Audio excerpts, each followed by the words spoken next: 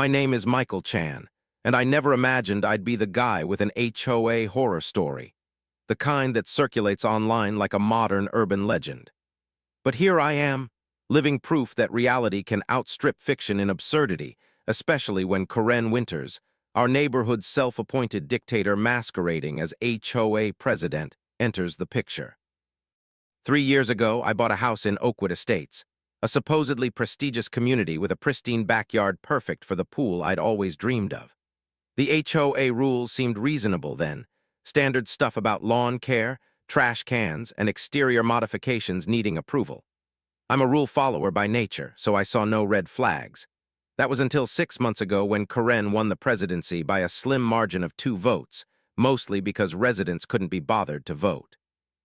She took to power like a dictator to a defenseless country, issuing violations for trivialities like a visible garden hose or a trash can left out 5 minutes late. I stayed off her radar until I decided to install my pool, setting off a chain of events that would turn my quiet life upside down. I did everything right, submitted detailed plans, got city permits, and secured written approval from the HOA's architectural committee before Karen's reign began, a detail that would later prove critical. Construction started in early June, slated to finish by month's end, and all was smooth until a work emergency called me to Seattle. My company's main server crashed, and as the senior developer, I had to fly out immediately. What was meant to be a 3-day trip stretched into 2 weeks. Before leaving, I informed the pool company, arranged for my neighbor Tom to oversee things, and sent a courtesy email to the HOA with my contact info explaining the situation. I thought I'd covered my bases, but I hadn't accounted for Karen's obsessive control or her disdain for projects approved before she took over. On day 3 of my absence, Tom called in a panic. "Mike, you need to come home now. Karen and 2 board members are at your house with a bulldozer. They're filling in your pool." My heart raced as I paced my hotel room. "They can't do that. It's approved. I have the documentation," I shouted. Tom's voice trembled. "They're claiming it's an emergency. Karen says it's a safety hazard and violates some obscure bylaw." I called Karen, who answered with smug satisfaction dripping from her voice. "Oh, Michael, yes, we had to take emergency action on your unauthorized excavation. It's a terrible liability." I fought to keep my voice steady, rage bubbling inside me. "Unauthorized? I have written approval from the committee. This is illegal. You can't destroy my property." She chuckled. "That approval was under the previous administration and doesn't meet current standards." If you'd attended our meetings, you'd know about the new construction timeline amendment. We can't have incomplete projects lingering. I took a deep breath. "Karen, I notified the HOA about my emergency trip. The project wasn't abandoned, it was paused with full notification. This is property destruction." Her tone was condescending. "That's your opinion. The board made its decision. Appeal next month if you like. Have a nice day." She hung up, leaving me helpless 2,000 miles away. My pool contractor called next, furious. He'd arrived to find the site cordoned off, Karen's lackey threatening police action despite his permits. By day's end, my half-built pool was a dirt-filled pit, weeks of work and thousands of dollars buried under Karen's whims. The news of my pool's destruction hit me like a punch to the gut, and I spent the rest of that day in Seattle making frantic calls, trying to salvage what I could from 2,000 miles away. I reached out to other HOA board members, most of whom expressed sympathy, but claimed they'd voted based on Karen's emergency presentation, conveniently sidestepping their own responsibility. The city permit office confirmed my permits were valid, but said they had no jurisdiction over HOA actions on private property, a frustrating dead end. Finally, I called a real estate attorney who assured me I had a strong case for property destruction and bylaw violations, though legal action would take time. Meanwhile, I was stuck in a hotel room, my backyard ruined, and a bill looming for a pool that no longer existed. Helplessness gnawed at me, but a glimmer of hope emerged when I vented to my brother David Chan, news director at KXLV, our local station. We've always been close, and as I recounted the absurdity, Karen's bulldozer, the buried pool, her smug dismissal, his journalistic instincts kicked in. "Wait, they did what? Without notice or a hearing, and you have proof of approval?" he asked, incredulity sharpening his voice. I could hear him scribbling notes. "Yes," I replied, still reeling. I have everything, emails, plans, permits, even my trip notification. It's outrageous." There was a pause, then David's tone shifted to mischief. "Mike, this is gold. Abuse of power, property destruction, a homeowner trapped out of state. Our viewers will eat this up. Our consumer rights reporter's been itching for an HOA overreach follow-up." By the time we hung up, a weight lifted. I couldn't undo the damage yet, but Karen wouldn't escape unscathed. I wrapped up my work in Seattle and booked a flight home for the next evening, eager to see the wreckage and arm David with evidence. The following morning, as I packed, David texted, "Crew heading to your neighborhood now. Reporter doing interviews. Story airs at 6 and 11. Things moved fast, news business style. By the time my plane landed, the first segment had aired. Watching it on my phone in the terminal, my jaw dropped. Jessica Martinez, the reporter, stood in my ruined backyard, the dirt-filled pit and damaged equipment stark against the manicured lawn. She presented my approval documents and trip notification, dismantling Karen's emergency excuse with surgical precision. The real blow came from the neighbors. On camera, they unleashed months of pent-up frustration about Karen's reign, arbitrary fines, selective rule enforcement, an atmosphere of fear she'd cultivated since taking office. An elderly woman teared up over a violation for her 20-year-old bird feeder. Another showed ignored emails pleading for rule clarity. Then the bombshell, 3 board members admitted they never seen the bylaw Karen cited, one confessing she'd claimed my pool was completely unauthorized, contradicting my file. My phone buzzed nonstop, texts and calls from neighbors I barely knew, outraged and offering support. When I got home, Tom and his wife were among a small group on my lawn with food and solidarity. The next morning, a news van returned.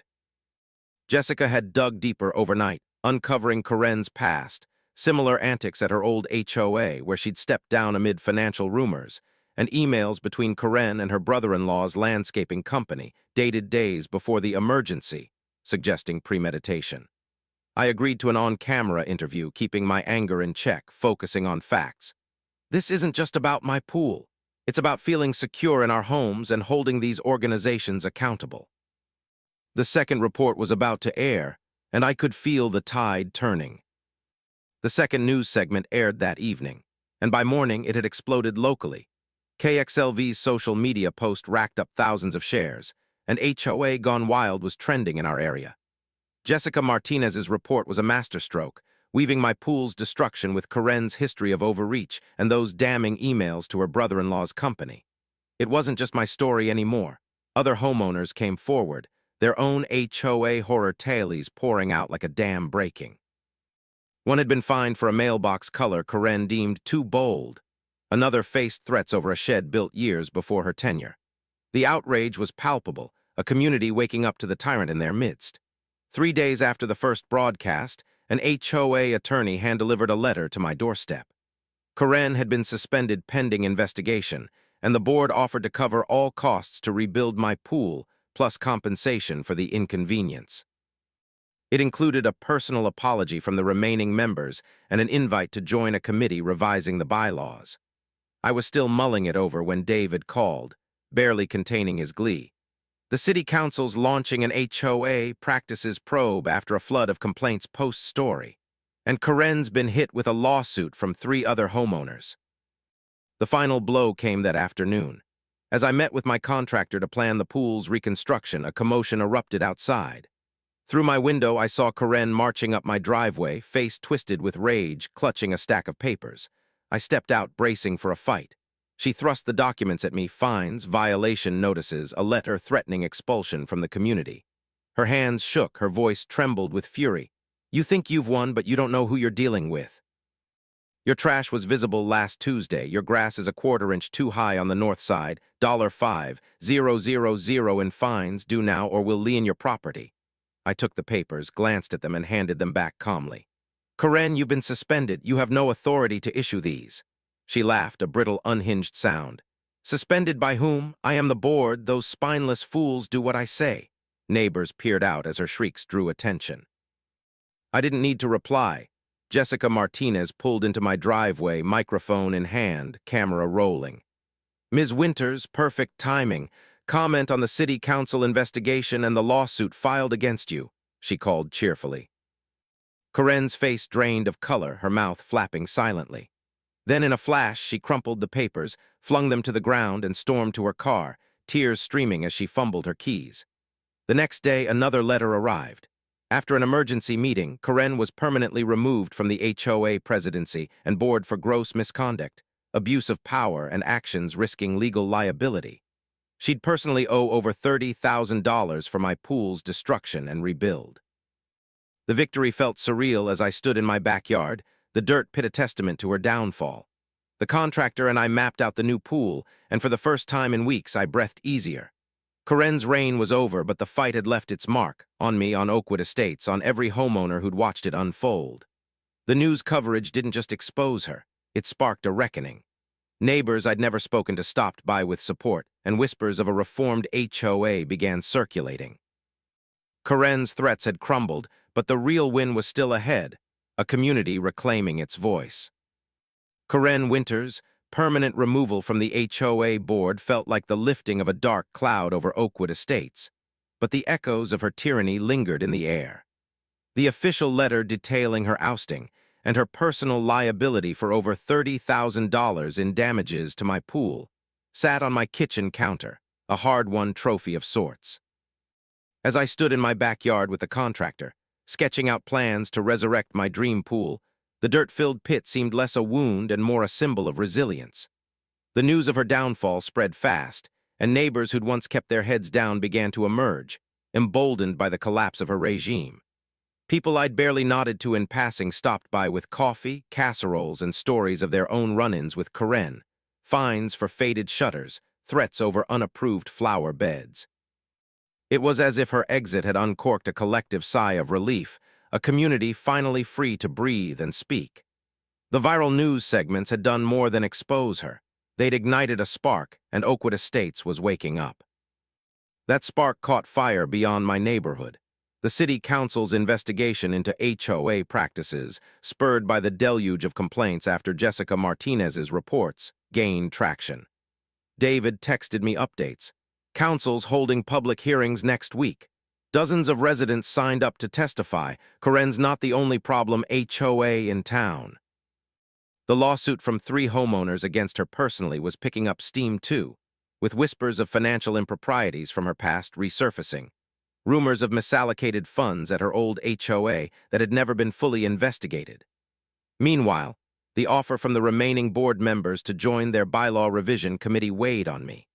Part of me wanted to wash my hands of the HOA entirely, to retreat to my quiet software developer life with my pool and my privacy intact. But another part, the part still raw from Corinne's bulldozer and smug voice, knew I couldn't walk away. If I did, who'd ensure this never happened again? I told the board I'd think it over, buying time to process the surreal shift from victim to potential reformer. The next few days buzzed with activity.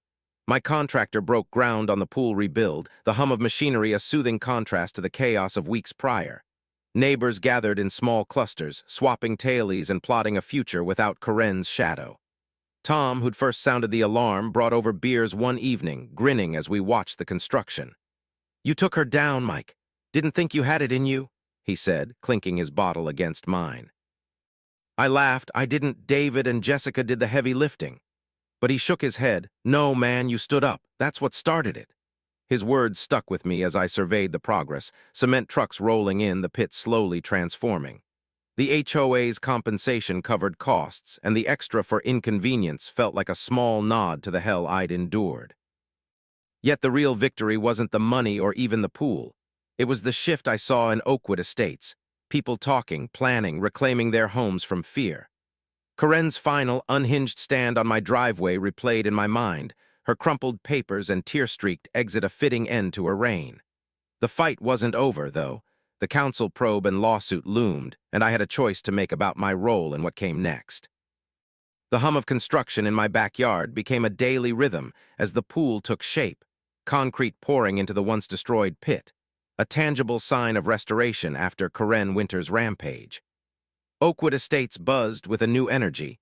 Neighbors who'd lived in quiet submission under her rule now chatted openly on lawns and sidewalks, their voices carrying a mix of relief and resolve. The HOAs offer to cover costs and compensate me had been a start, but the real shift was in the air, a community no longer willing to cower. David kept me updated on the broader fallout. His station ran follow-ups on the city council's investigation, now a full-blown public spectacle.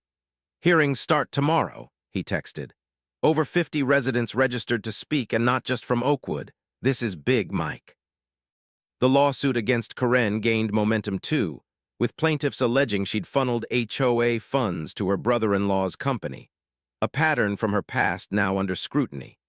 Her reign of terror was unraveling, thread by thread, and I couldn't help but feel a quiet satisfaction watching it collapse. I still hadn't decided on the HOA's committee invite.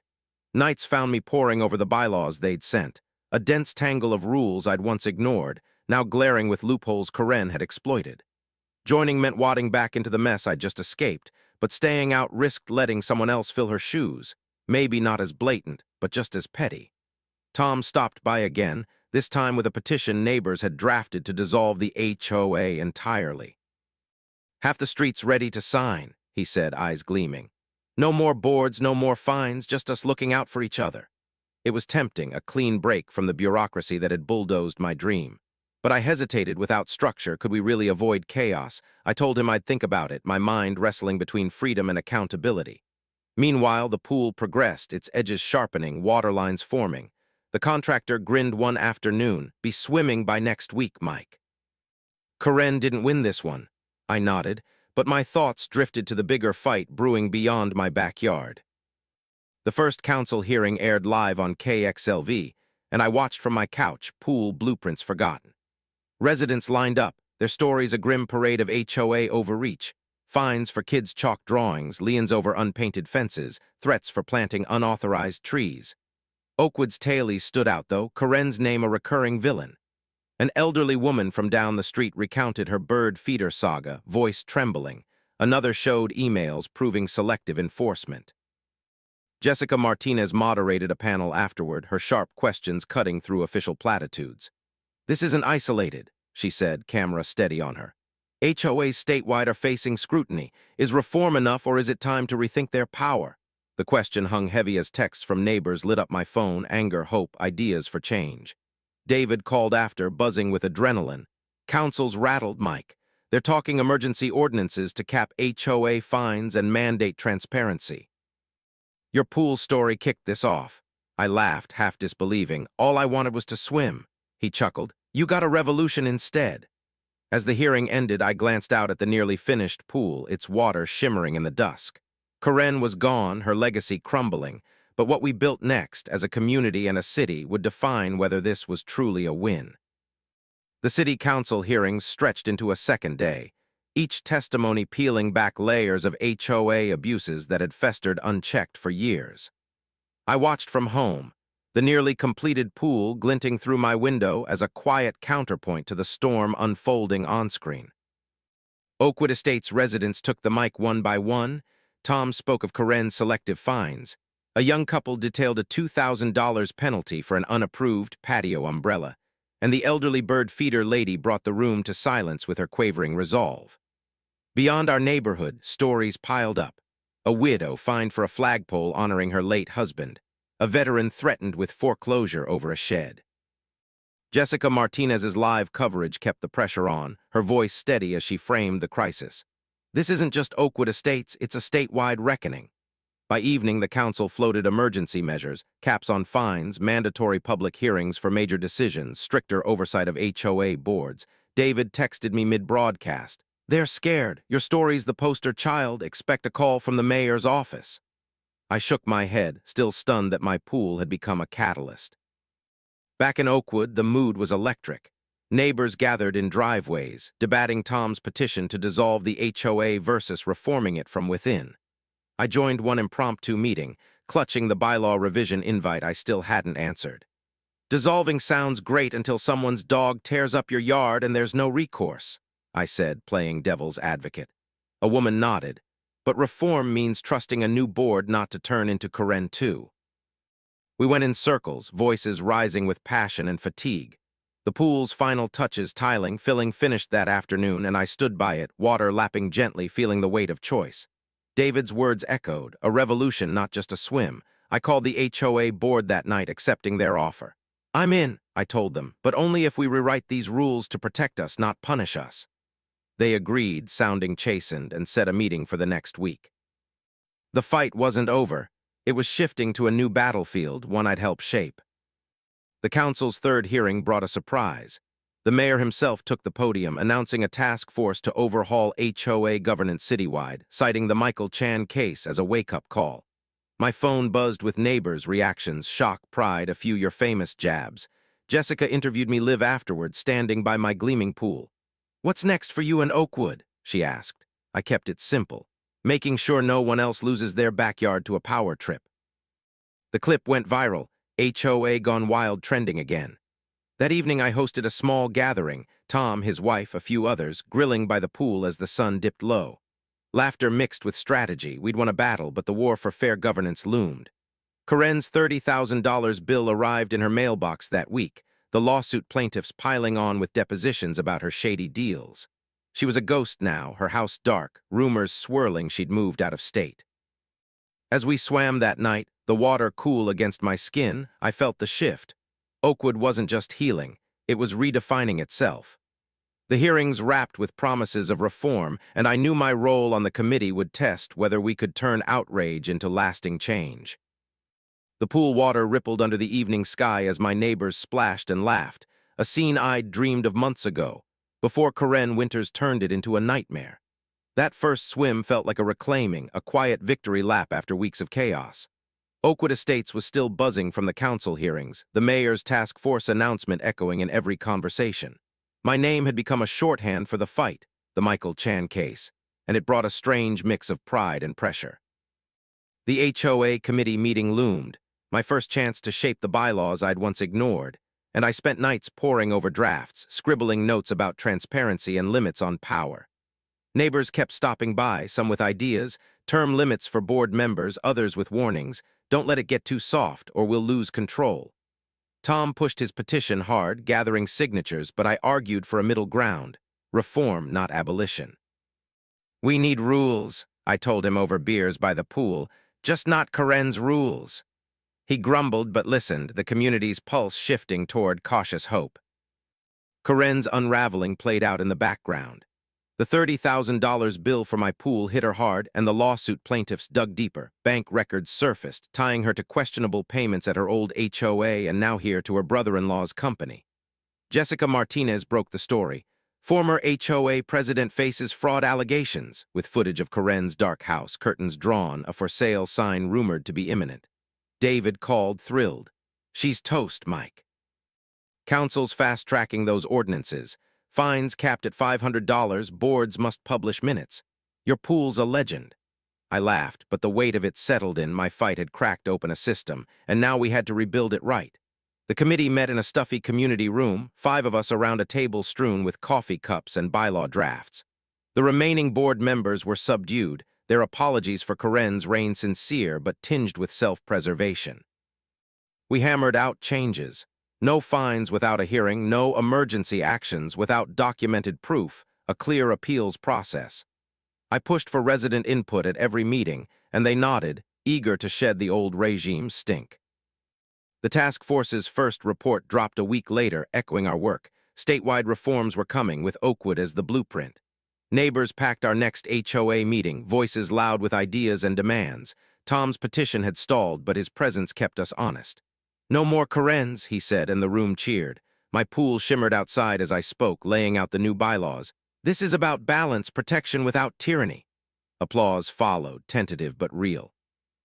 Corinne's house sold quietly, her name fading to a cautionary tale. The lawsuit pressed on, her brother-in-law subpoenaed her past a legal noose tightening. I swam most nights now, the water a balm, but my mind stayed on the fight. The council passed its ordinances, fines capped, transparency mandated, and Oakwood's revised bylaws went to a vote, passing with 80% approval. It wasn't perfect, but it was ours. As summer faded, I hosted another pool party, the community stronger, less afraid. The victory wasn't just the pool or Corinne's fall. It was the power we'd claimed, a promise to never let petty dictators rule our homes again.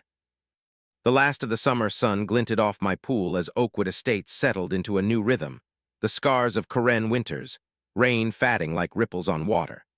The revised bylaws were in place, approved by a solid majority, and the HOA's first meeting under them felt different. Neighbors filled the room, not with fear, but with purpose. I'd taken a seat on the committee, a role I never wanted but couldn't dodge, driven by the memory of that bulldozer tearing through my backyard.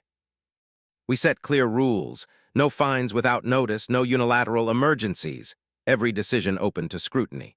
Tom, still wary, didn't sign his petition but watched like a hawk, ensuring we kept our word.